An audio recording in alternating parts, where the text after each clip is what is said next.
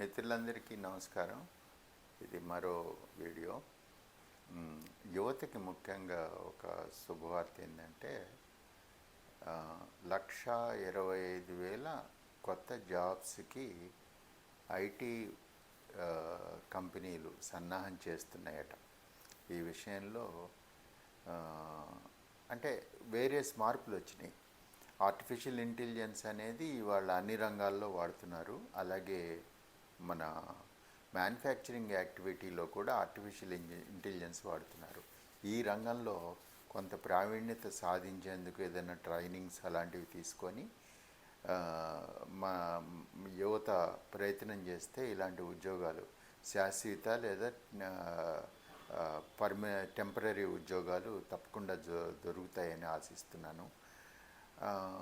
చూడండి, బాగా ట్రై చేయండి. మంచి అవకాశం ఇది. ముందు మనం ఏదో ఒక ఎక్స్పీరియన్స్ సంపాదించుకోవటం అవసరం. ఫేక్ ఎక్స్పీరియన్స్లు పెట్టేసి ఏదో అమెరికా వెళ్ళిపోదాం, ఆ ఆశలన్నీ పోయినాయి.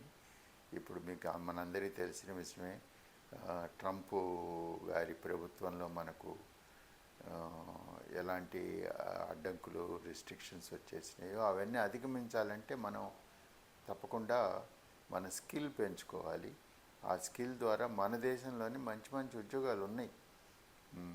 బేసికల్లీ స్కిల్ అనేది డెవలప్ చేసుకోవాలి. ఆర్టిఫిషియల్ ఇంటెలిజెన్స్ సప్లై చైన్ మేనేజ్మెంట్లో కానీ లేకపోతే